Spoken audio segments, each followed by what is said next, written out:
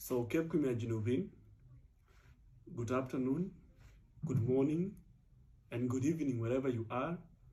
So today I'm here, and I'm here to talk about the incidents that happened last week, of which majority of us, we are fully aware of what happened. You know, it was last week when we saw the involvement of the government in cracking down the gangsters because of what they did in Chirkat.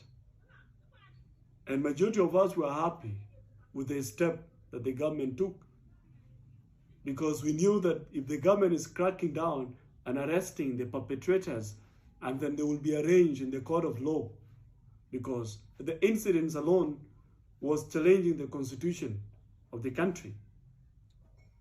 You know, but the government did the right step. But what happened yesterday, it took some of us surprise because of the pictures that we saw, the pictures that were coming out from Juba International Airport. We saw in the pictures, the gangs were now being airlifted to Nasir in front line between the SSPDF and the White Army.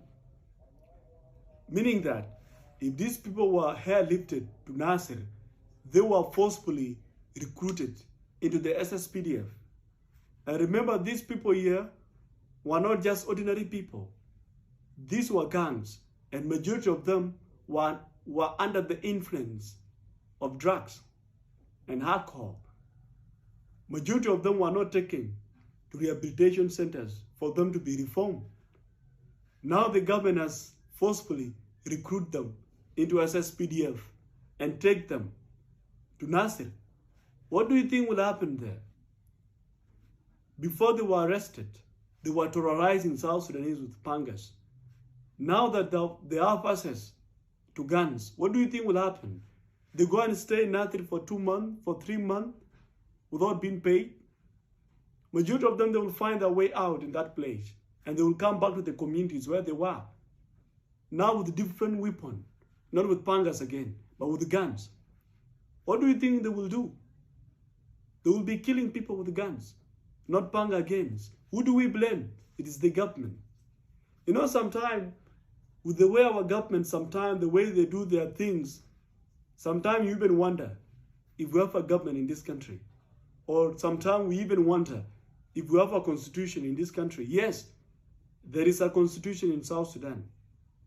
But what we lack in South Sudan is the constitutionality of that constitution, the lack of implementation of that constitution. Because if the government has arrested people, they should have arraigned them in the court of law. Whoever that is guilty will be found by the courts, and they will be sentenced to prison for the crime that they have committed. And whoever that is innocent will come out. But now that you have recruited them, forcefully recruit them into the military, what do you think will happen? They will go and rape people in Nasir. They will go and gun down people there in Nasir. Because majority of them, they are under the influence of drugs. And then who do we blame? The same government. You know. Another thing is that when you see these gangs, when you see these youth joining the gangs, majority of them, they're idols. If they were doing something, they will not join crew. Majority of them, they're senior four-leavers. But because of the job opportunities, that's why they choose to be in gangs. Because they cannot work anywhere. Even here in South Sudan, the graduates are not working. Because we have turned the country into a connection zone. Nobody talks about your future. This is how the government has chosen now to be handling the youth problem. Instead of them to be arraigned in court, for them they are now taken to the front line. So we have a regime that doesn't care about us as the youth. Even though you graduate today, you decide today to be a lawyer, to be a doctor, to be a nurse, to be an engineer. But what South Sudan has decided for you, you don't know. If you don't have connection, you will not get job. Leave alone a senior four-leaver. Majority of them, they're idols. You know? Even in the war-torn countries, they don't send gangsters. They don't even recruit them into the military. Leave alone the drug addicts. Now, so the SSPDF has become the dumping side of the drug addicts. You know, we cannot do things traditionally.